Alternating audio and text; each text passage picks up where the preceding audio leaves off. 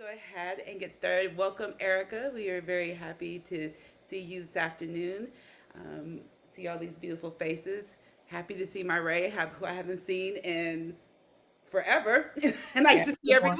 I week. know, I know. COVID. But we are very happy to have you with us this afternoon for our July Soul-Filled Sunday. Tim and I are co-founders of BeFor Collective, whose mission is to provide healing to the disadvantaged, disenfranchised, and marginalized through ancient wisdom, traditions, teachings, and ways of living. So, one of the programs that we offer free to the community is our Be for the Village. And Soulful Sunday is part of that, where we offer a lesson and then we provide yoga asana and meditation. So that's what we'll be doing today. I will be leading you in the meditation and yoga asana practice, and Tim will be taking it over for our lesson. But before we get started, I do want to introduce our theme for the month. So we are using a book which I highly recommend. You can get it off of Amazon, but it's titled The Yamas and Niyamas by Deborah Adele. And so, of course, living a yogic lifestyle is practicing the eight limbs.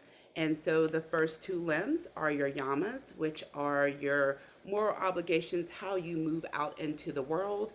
And then the niyamas is your personal practice. And so, we've been working on the yamas. We are on our second yama, which is satya, or truthfulness. So, it's basically, it means living from your true, authentic, real self and communicating and using your words in a way that are truthful, but not in a way that is harming to others. So that is our focus for this month. It's what's guiding our meditation practices and our yoga asana practices, and it's what will be guiding our meditation yoga asana today. So that's all I got. I will turn it over to my beloved and let him tell you what he's got. Yes, Erica, go ahead. I was just gonna say, I was gonna turn on my camera just for like introductions, but I'm gonna keep it off for most of the session, but I'll come back to you. Okay, no Yes, worries. no problem. Well, welcome all. We all know each other. Erica and Ray may not know each other, but Erica used to live here in Dallas. So Ray, you've probably seen her. She was the one of the drummers with Band and Choral. Uh, Oh, okay. said so. She should be a familiar face, probably. Yeah, yeah, she does look familiar. So, Truth, being the principal for this month, as Deriva mentioned earlier, we just got back from Nuevo Vallarta, and she was like, "All right, Tim, get your talk together because we're talking about truth." So, um, I tried. I didn't bring any of my books with me on vacation, so I had to just use Google and stuff. And so, I Googled the djembe and truth and principles and whatever. And so, one of the first articles that popped up was one that's a little familiar to drummers. And so we had some of our cousins that enjoy coming to classes and learning what they can from us, and wrote this article saying that the teacher wasn't truthful. Um, and of course, those of us that studied the drum are probably told pretty early on that while we are allowed to be taught, we're not taught everything. And so most of us go into this learning the drum with that expectation that because we weren't born into a certain lineage, we weren't born in a particular location, we're probably not going to ever know all of the secrets that are tied or locked into the sacred drum. So I really couldn't find anything to talk about for today, but I did want to talk about that particular article that I read. Um, the gentleman studied under someone up in Canada and was invited to go to Ghana to participate in this ceremony. And when he got there, he thought he knew everything, he knew how everything was going to go. And once the ceremony jumped off, of course, we learn at Learning Temple, and then when it's time for the performance, the tempo picks up quite a bit. And this particular teacher, of course, knows phrasing, and was starting to improvise in ways that this particular student wasn't ready for. Um, So the article was written, you know, as we would expect it to kind of be written from someone that felt like something was withheld from them. So the instructor kept saying, dude, we're playing the same exact rhythm, we're just playing it faster. You know, there's some ghost notes that, yeah, you're probably hearing, but the rhythm is exactly the same. He wasn't convinced, and tried to, you know, paint the article in a light that says, you know, your African drum teachers aren't going to ever be fully honest with you. And I'm like, that's certainly not the case. You know, as we know, the African drumming and rhythms and even the dances are passed down through oral traditions. What we're learning are songs and rhythms that accompany folklore, and it's really our teachers telling stories. There's a person in African tradition that's considered oral historian called a jelly, and they learn the stories and retell the stories orally. It's not written down. A lot of the rhythms really are not written down on purpose because they really don't fit into Western notation. And so it's almost Africa holding on to their own tradition, saying we're not going to adapt to your style and take away important elements that are in the music, because there are accents and different things that you just can't fit into Western notation. A lot of what the drum says through its notes, tonations, etc., oftentimes mimic the language of that community. And so that just can't fit into standard Western notation. So I decided for today that I would just kind of reintroduce the drum. When we started our For the Village 6 months ago, the first lesson was introducing everybody to the djembe. Erica, this will be old news for you. Ray, you've probably heard bits and pieces of it as we've done our drum talk in the community, but you know, you're here, this is what I have for today. So, the djembe originates from a word that's called Anka which means everyone comes together in peace. So we always say that it's about coming together. These rhythms, or the purpose of the drum is really to bring the community together as we celebrate one another, as we celebrate and honor accomplishments, honor our children, honor weddings, graduations, all sorts of events along our rite of passage as we pass through life. So the drum has always played an integral part, and for that reason, many of the villages throughout West Africa, especially where the djembe originates, it's considered very sacred. It's sacred because a tree gave its life and an animal gave its life. When I first was introduced to the djembe, you know, my first teacher was Pastor Glover, and then eventually Frank Mocha told me that, you know, when you sit down to play the drum, you know, you always kind of utter a small prayer to yourself, honoring the animal that gave its life, the tree that gave its life, and then you're honoring the craftsmen that actually put together your drum. I'm probably too far away for you to see the carving that's on the bottom of my drum. There are lizards and chevrons carved around this drum because it was actually carved in Mali. This particular drum is one that I sought because I wanted one that came from Mali and was made with rare wood called kasha wood. So this is a special drum to me because of that, and it's the first one that I purchased from Mali and this particular wood. The djembe, again, is skinned with an animal skin. Traditionally, it's a goat skin. We also use calf skin. Calf is a little bit more durable and will last a little bit longer than goat, but it's harder on your hands. So you have to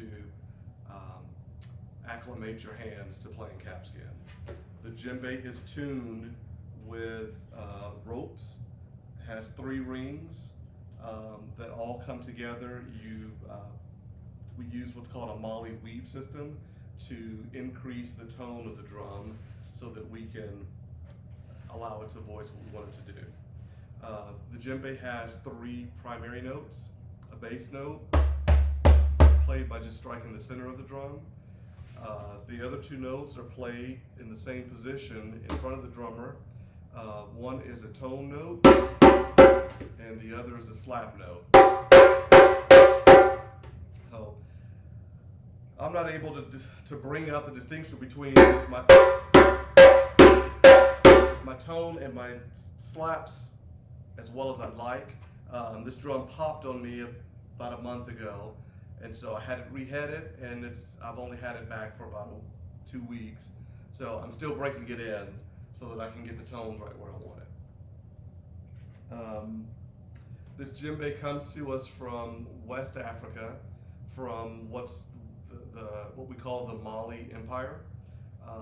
Today, the 4 countries that primarily play this drum still are Mali, Ivory Coast, Guinea, and Senegal. You can find it in some of the other countries, but it's primarily in those countries where you'll find it today. Those countries also have other drums that they play as well. The djembe is part of what's known as the djembe orchestra. So in addition to the djembe, you have a set of drums called dunduns that I'll introduce in a future month. So again, we have the bass note, tone note, and the slap note. As we go forward with our practice today, you're going to hear me play small accompaniment parts or simple accompaniment parts from a rhythm called yankadi, just because it's slow and has worked well with us while Jariva does the yoga practice.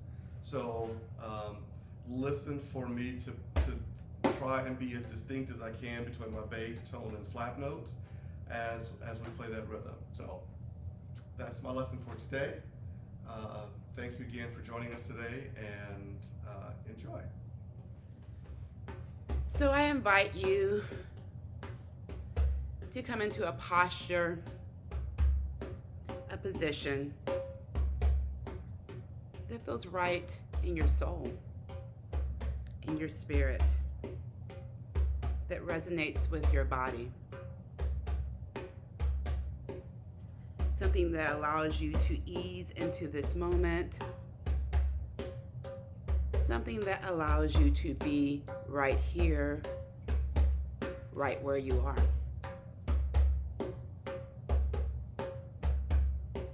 And if you feel comfortable, I invite you to close your eyes and just be.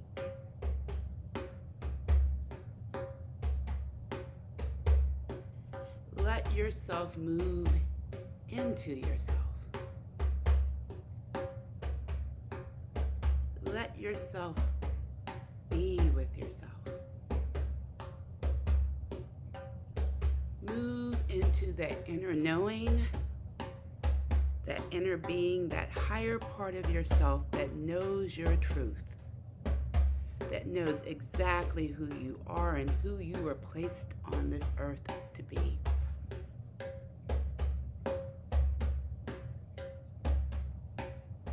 Allow the beat of the drum to move you into that sacred space and that place of knowing, of truth, of Satya.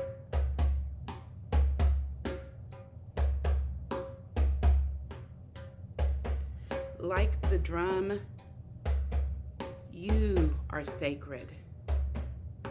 You are truth. You are real.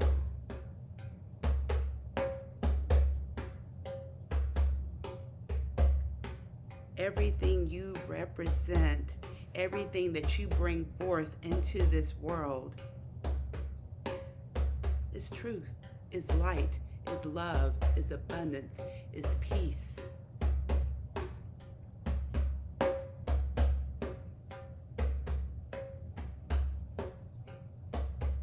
For you can't help it. It's your birthright.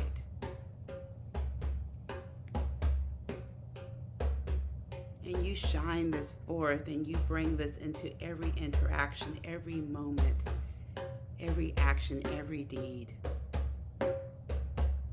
For this light of truth just resonates.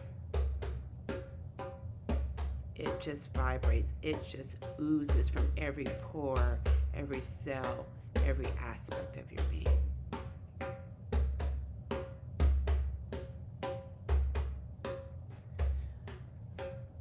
So let this light of truth just envelop you right here, right now. Just let it grab and take hold of you and just rest and ease into its comfort.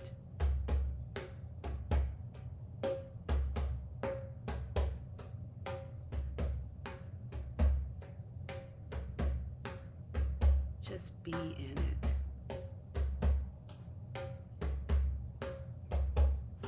Sit in this light, sit in this truth, allowing the inhale and the exhale to take you deeper.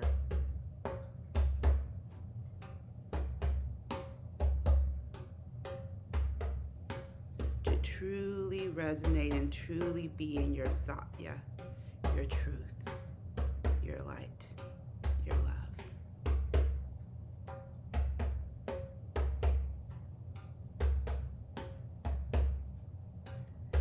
And when the time has come for us to begin our practice, I will be here to guide you out.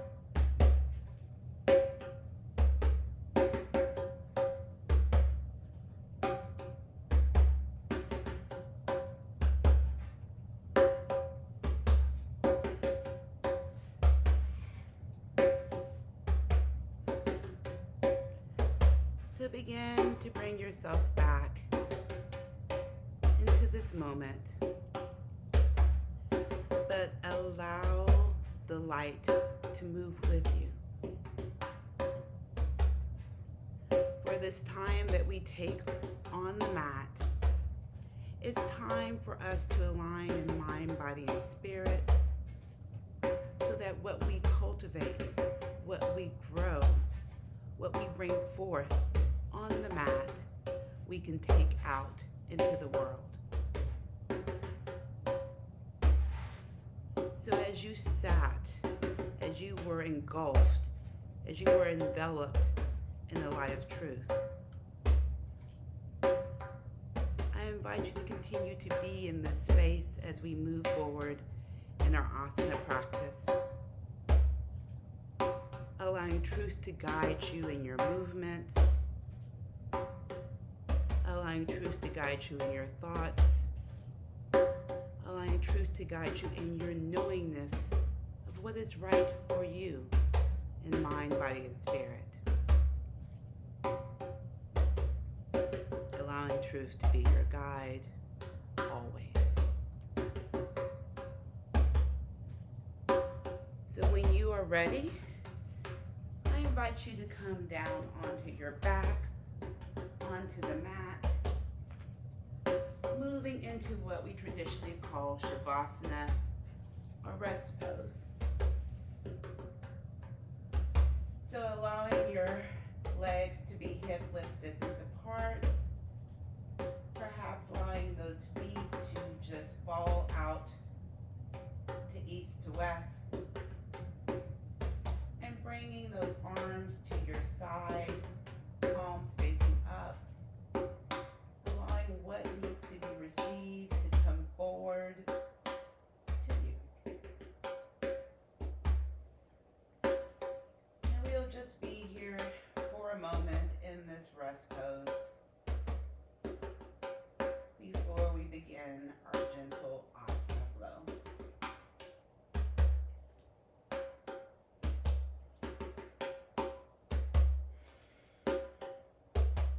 Allow the inhale and the exhale to be your guide as you move in today's flow, allowing it to connect you in mind, body, and spirit, allowing it to let you go deeper into your truth, your realness, your authenticity.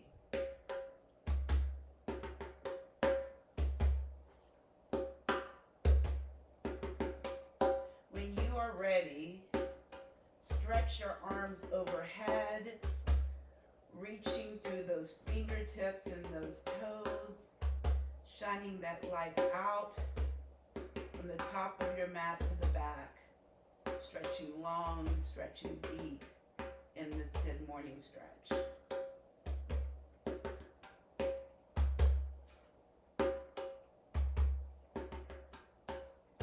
Release the stretch, but allow your arms to remain extended and your legs to remain extended. And from here, you're going to move your right arm over to the back right corner of your mat. So you're making a C shape over to the right.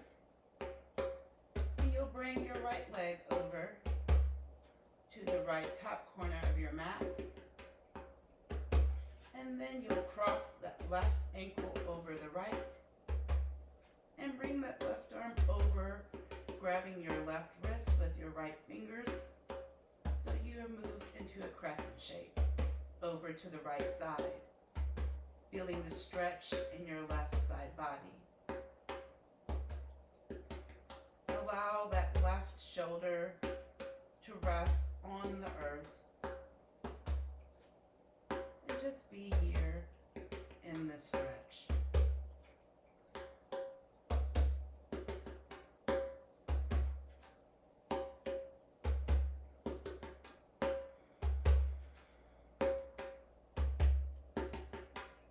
Come back through center. And this time you'll take that left arm over to the left back corner of your mat, with that left foot to follow to the left top corner of your mat. Then you will cross that right ankle over the left and bring that right hand over, allowing those left fingers to wrap around that right wrist and just stretch over to the left, forming that crescent shape to the left.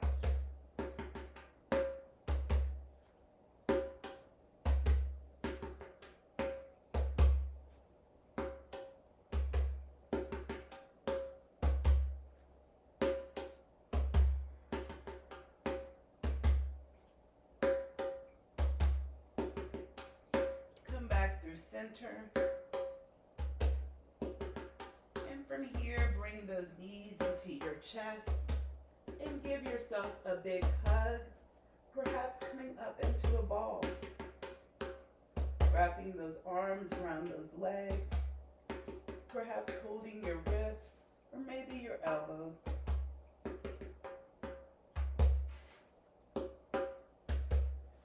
And then release down, keeping those legs up at a 90-degree angle. Inhale, placing your hands on your knees. And exhale, bring those knees into your chest, holding on to those knees with your hands. And then inhale, push those knees out with those hands so that your arms become straight and your feet move out. Exhale, bring those knees back into your chest, bending in those arms. Inhale, push those knees out, straightening in the arms. One more time. Inhale those knees into your chest. Then exhale those knees away.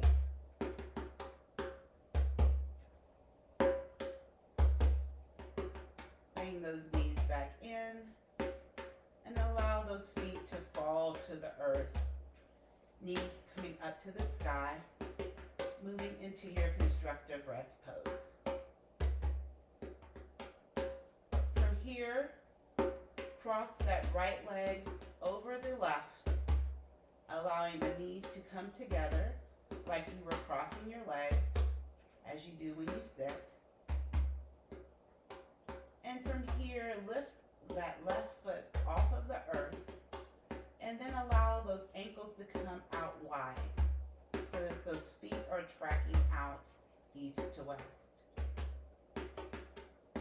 From here, reach up with your hands and grab your legs wherever it feels comfortable. That can be your ankles, that can be your shins, that can be your knees, maybe it's your thighs. Whatever feels good, whatever brings truth into your being, that's what you're going to do. And then from here, begin to pull those legs down into your torso, perhaps allowing those elbows to move down to the earth, moving into our supine cow-faced stretch, stretching out those hips, those hamstrings.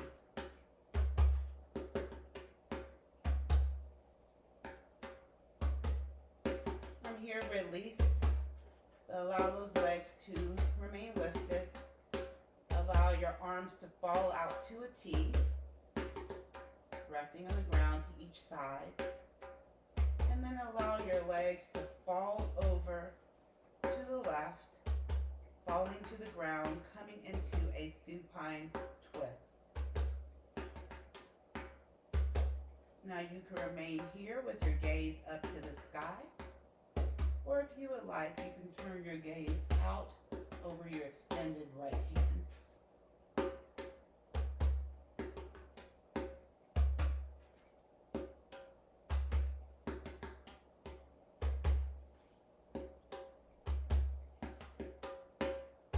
If your gaze is to the right, bring it back to center. Then allow your legs to follow, coming back up. And then drop that left foot to the earth, uncross the right. Now cross that right leg over, that left leg over the right, allowing those knees to come into touch. Then lift that right foot off of the earth. Bring those feet out to east to west. And then reach up with your hands to grab whatever part of your leg feels right.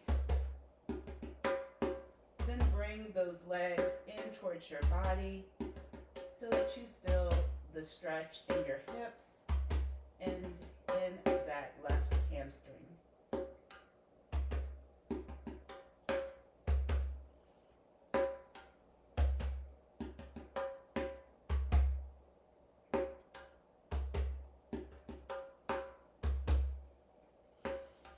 Release your grip, allowing those arms to fall out to a T.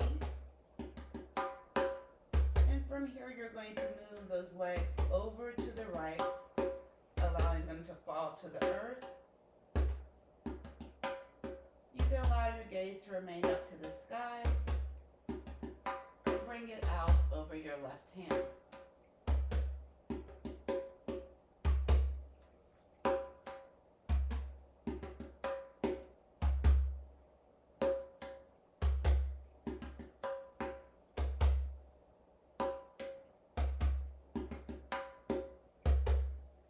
Bring your gaze back up with your legs to follow. Drop your right foot to the earth and uncross that left leg, coming back into your constructive rest pose. From here, we're going to make our way into tabletop. So you can do so whatever feels right with you. If you want to, you can bring your hands to the backs of your thighs, lift your feet off of the earth, and rock and roll on your spine until you get enough momentum to come up to your seat. And then you can cross your legs, coming up onto your knees, and then move yourself back into the middle of your mat, coming into your neutral tabletop. However you get there, when you arrive, you will have your shoulders stacked over your wrist, your hips stacked over your knees, your back flat, your neck long, and your gaze down to the earth. From here, we're going to move into my favorite cat-cow. So we will release, dropping our heart down to the earth, rounding in our tailbone, bringing our tailbone up to the sky and our gaze to follow for cow. Exhale, round in that spine, bringing the back of the heart up to the sky, tucking in our tailbone and chin for cat. Inhale, dropping that belly down, gaze up for cow. Exhale, rounding in the spine, tucking the tailbone for cat. One more time. Inhale into your cow. Exhale into your cat.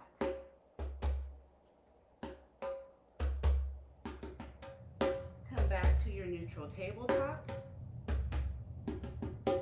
And from here, we're going to bring our gaze over our right shoulder, which will allow our right shoulder and our right hip to move in towards one another, making that C shape with the right side of our body, allowing that left side to expand and to stretch.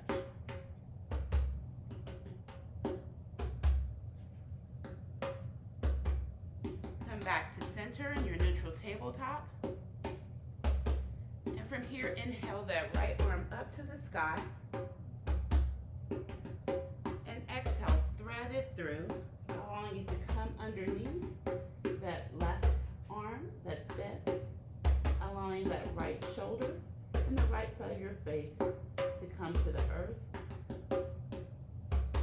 And you can keep your left hand where it is, or you can extend it out long to reach the left top corner of your mat.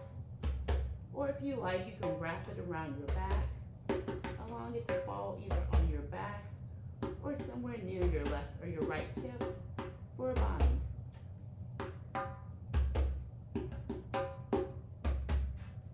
Wherever you are, just release into this stretch.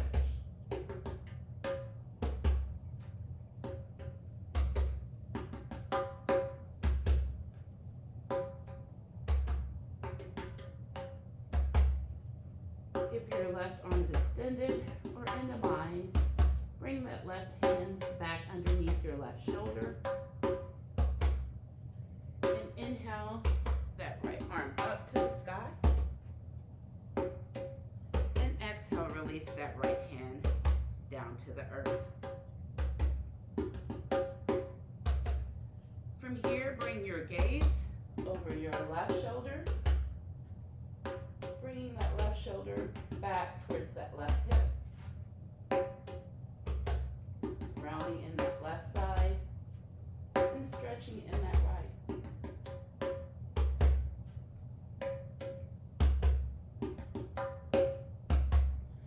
back into your neutral tabletop.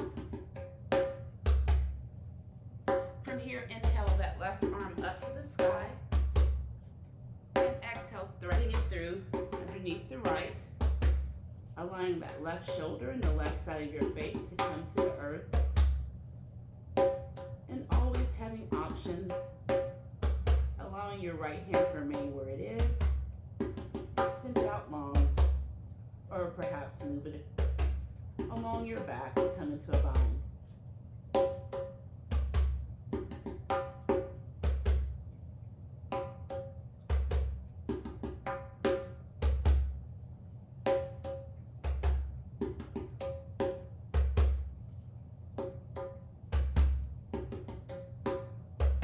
Wherever that right hand is, I invite you to bring it back underneath your right shoulder. Push down through that right palm. That will allow you to inhale that left arm up to the sky. And exhale, release that left hand down to the earth, coming back into your tabletop. Now from here, you can stay in your tabletop.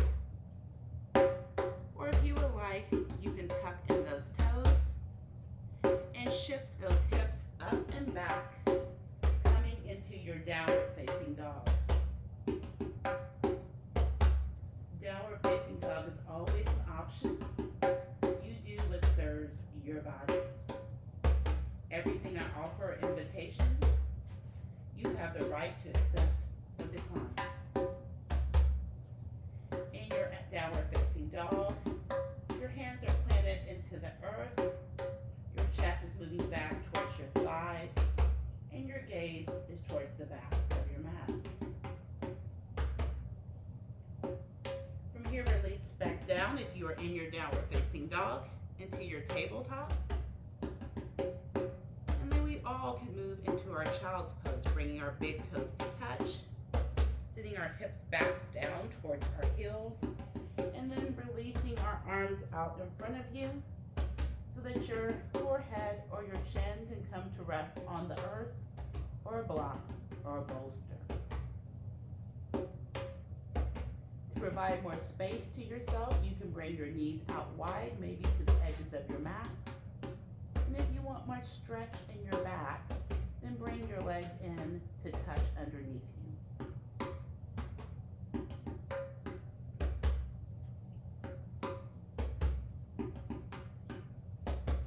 From here, we will all come up into our tabletop. And again, you can stay right where you are. Or if you would like, you can tuck in those toes and push back into your downward facing dog. We will hold here for 2 more breaths.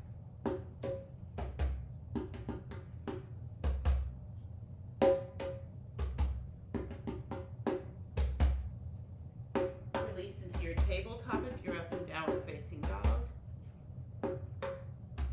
We will all bring our big toes to touch and sit back into our child's pose. Always know too, in your child's pose, you have an option to place a rolled blanket or rolled towel in between your bum and those legs so that that gap is filled if that's something that would be helpful for you.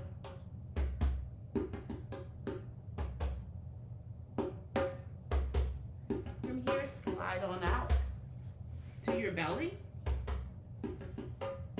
bringing those hands underneath those shoulders, allowing the tops of your feet to ground into the earth, perhaps even lifting those knees off of the earth. Engage those glutes, engage that core, and lift that heart off of the mat, allowing those shoulders to move down your spine, those elbows to move into your torso, coming into baby cobra, allowing your gaze to be out, allowing little to no weight in your hand. Perhaps you can even lift your hands off of the mat.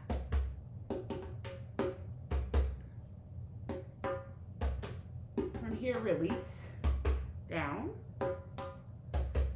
bring your hands off of the mat so that they're at 90-degree angles off of the mat. All parts of your hand resting on the earth. Fingers spread out wide. And from here, we're going to move into our wide arm cobra. So again, root down into the tops of those feet. Engage in that core, engage those glutes. And lift that torso, that chest off of the earth, bringing yourself up. And from here, I invite you to dip that right shoulder down, bringing your gaze over your left shoulder.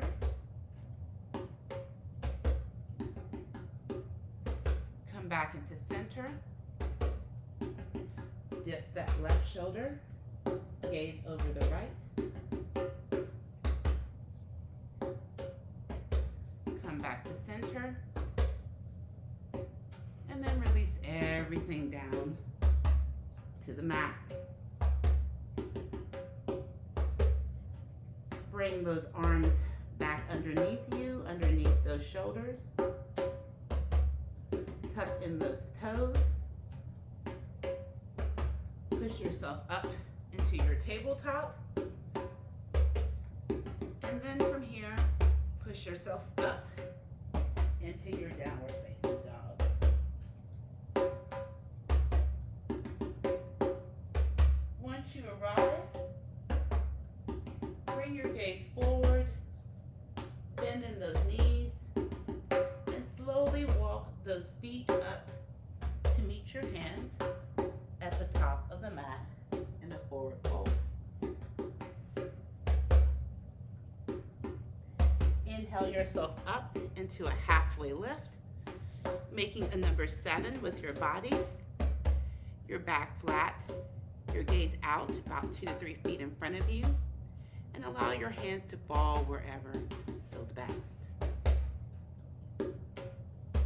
Release into your forward fold, bringing your chest towards your thighs, and allowing yourself to have whatever bend you need to have in your legs. Inhale, bending in those knees, and slowly circling those hands up to the sky, palms facing into one another, fingertips extended up to the heavens with the gaze to follow for high mountain. Making sure those shoulders are released down your spine. Then exhale, bring those hands to touch and release them to heart center, allowing your thumbs to rest on your sternum.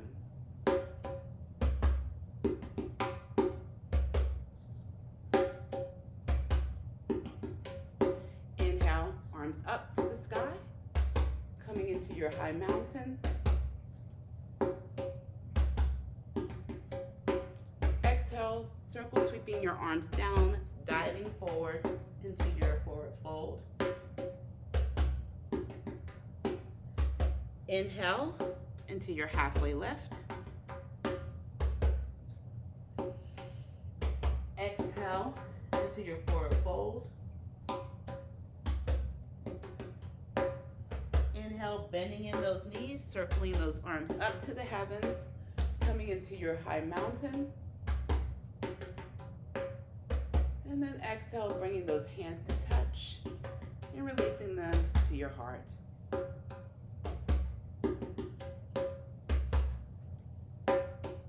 Inhale into high mountain.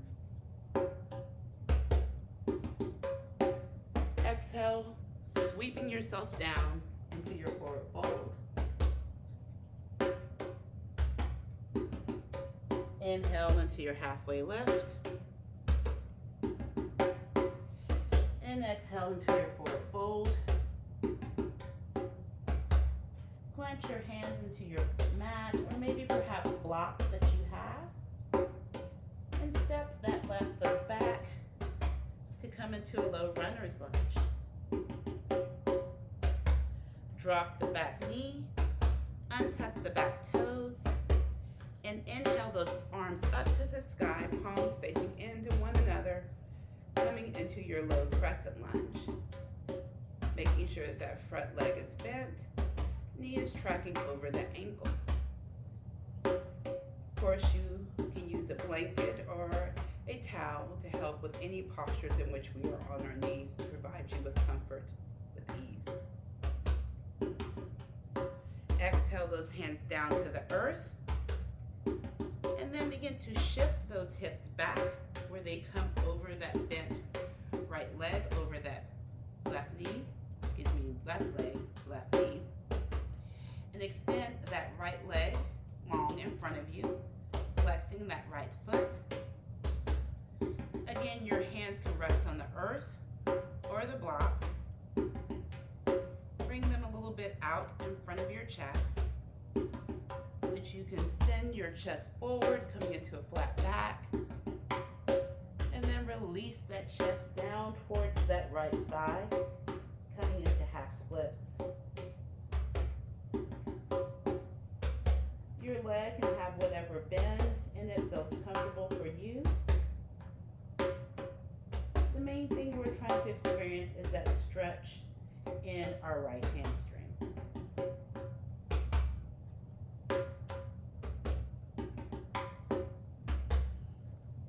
From here, inhale yourself up, shining that heart forward. Then bend in that right leg, stacking that knee over that ankle, tucking in those left toes, bringing that left knee off of the earth, coming back into your low runner's lunge. From here, you'll walk your hands around to the left side of your mat, coming into a wide-legged forward fold to the left side. Push up on your hands, come into a flat back. And then from here, just allow yourself to release into your wide-legged forward fold, bringing the crown of your head towards the earth, moving into the balls of your feet, and just be here in the stretch.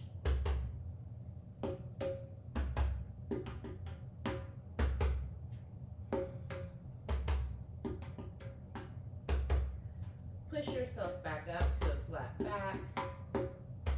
Begin to walk your hands back to the front of your mat, coming into a low runner's lunge. And from here, step that left foot up to meet the right in a forward fold.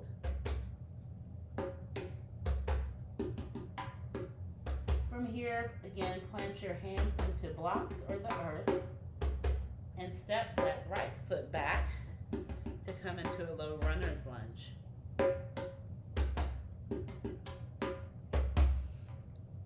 Drop that back knee, untuck those back toes, and inhale those arms up to the sky for a low crescent lunge.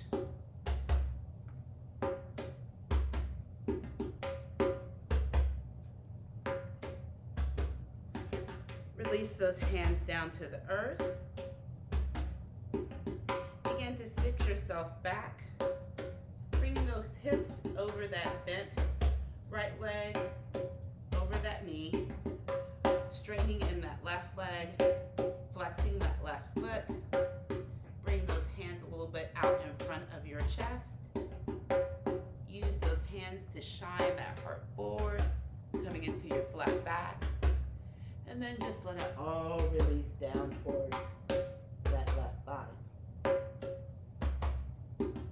Feeling that stretch in your left hamstring.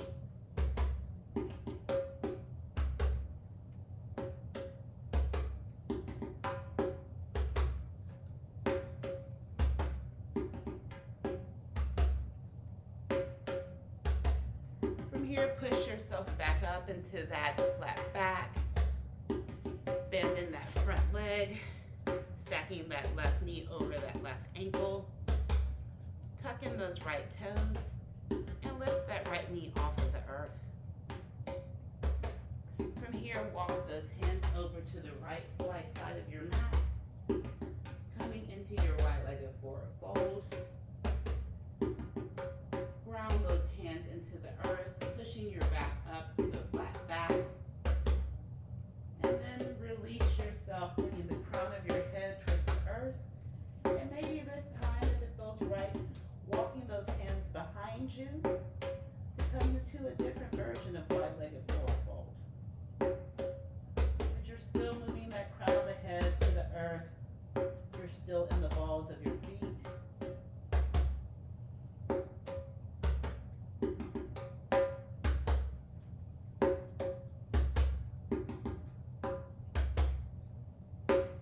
If your hands are released behind you, bring them underneath your shoulders. Push yourself up into a flat back. And from here, begin to walk your hands back to the top of your mat, coming into your low runner's lunge. From here, drop that back knee, untuck those right toes, and then bring that left leg back so that you're back into your tabletop. From here, cross those ankles, and then just sit yourself back to come into your easy seat.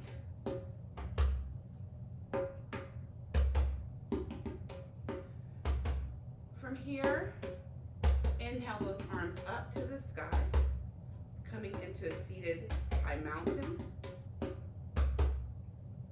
Bring the palms into touch, and exhale those hands down into heart center. Inhale, arms up to high mountain. And this time, exhale, bringing the left hand to your right knee, the right hand behind you, so that you can inhale, growing long in your spine, bringing the crown of your head up to the sky, and exhale, twist, looking over your right shoulder. Your twist is with your core, not your neck, so go as far as you can. You should experience no strain in this twist.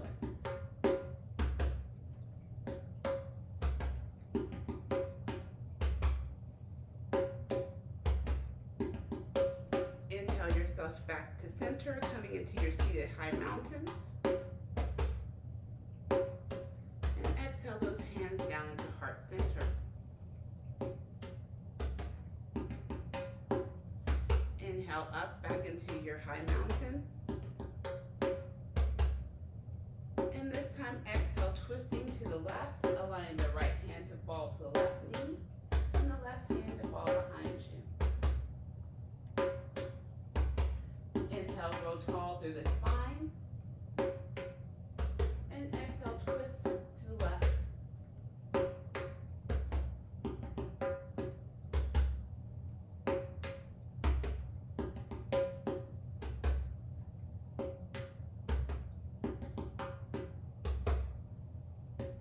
Inhale, coming back into your seated high mountain. And this time, interlace those fingers. Flip those palms up to the sky.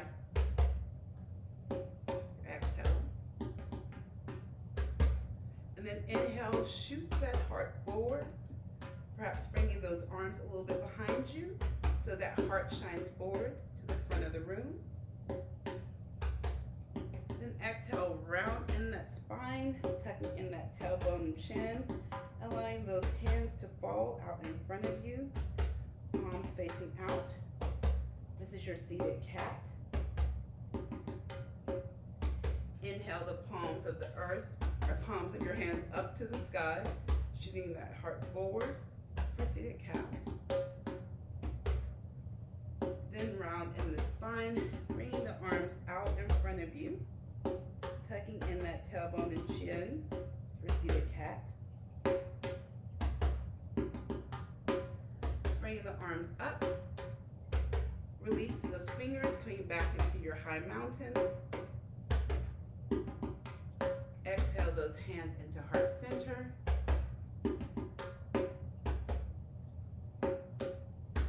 Inhale up to high mountain.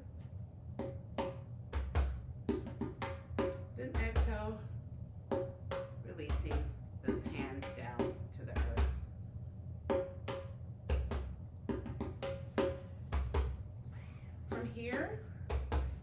bring the soles of your feet to the mat, your knees trekking up to the sky, and your arms out in front of you, palms facing in towards one another. From here, you're going to slowly lower yourself down to the earth. And once you arrive, I invite you to find whatever posture feels right in your body before we move into Shavasana. Maybe that's legs up the wall, waterfall, happy baby, supine down angle. Whatever feels right, whatever is calling your name, how you want to end today's flow in truth. Move into that posture now.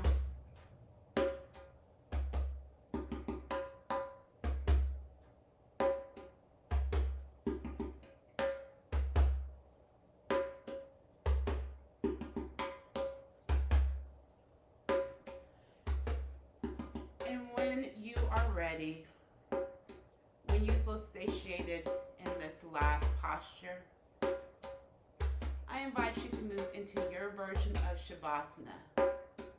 Wherever you find rest, wherever you find relaxation, wherever you are able to release and be at ease, find that in your body now. And let everything go.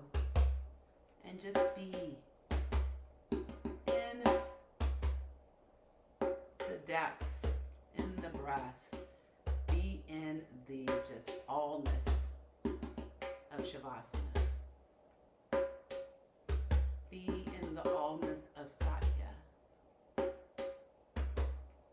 Be in the rest. And when the time has come for us to move out of Shavasana, I will be here to guide you out.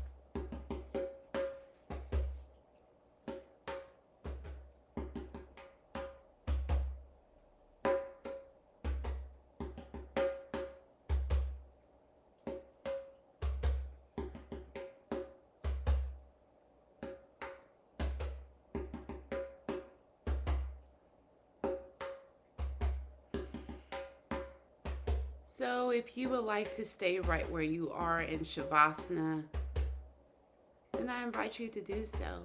Be in your truth. But if the rest of your Sunday awaits you, then I invite you to begin to bring movement into your body. Perhaps wiggling those fingers, those toes, circling those wrists, those ankles, that head, maybe those shoulders. And if you are lying on the earth, I invite you to roll over to your favorite side in the fetal position, supporting your head with your bottom arm, resting the palm of your top hand in the earth for grounding.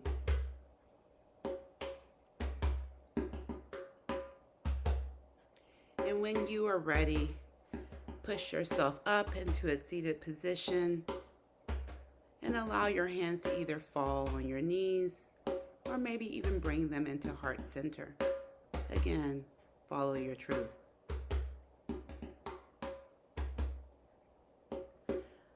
I would like to thank you for allowing me to guide you in today's practice. A practice where we cultivated, where we sat, where we stayed, where we were engulfed with our Satya, our truth. I invite you to bring this truth out into the world. Shine your light bright. and just be who you were placed on this earth to be. For you are a divine being having a human experience, and the world can't wait to be blessed with your light. The divine and light in me honors and celebrates the divine and light in you. And I close today's practice with the Shay, and so it is. Thank you. Hope that was a pleasant experience for you ladies. And that felt right in your soul this Sunday afternoon. Any feedback or any questions that you all have about anything that we shared today?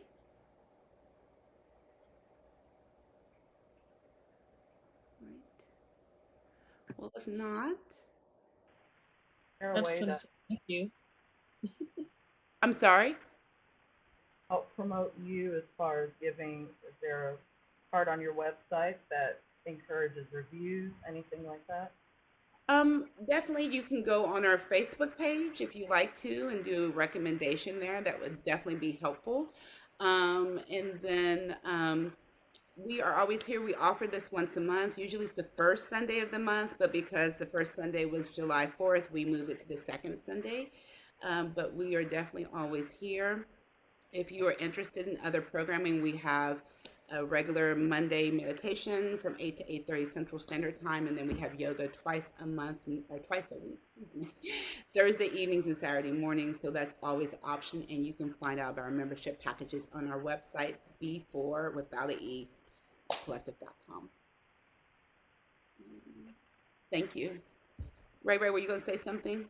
No, just thank you. I've been wanting to start coming to them, and when I saw this, I was like, okay, I'm jumping in today, and boy, do I have a long way to go.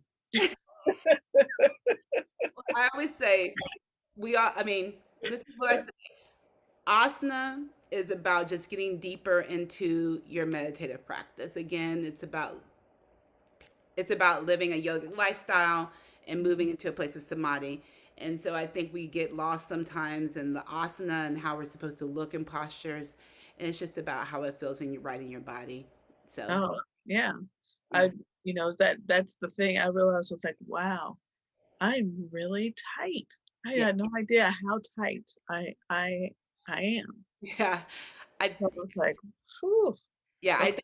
think we carry a lot of tension in our body just because of we sit all day. I mean, it's just so much the Yeah. stress of the world, and we sit all day, and so it's good to be able to get up and move and just release some of that. So, Yeah. Well, yeah, thank you.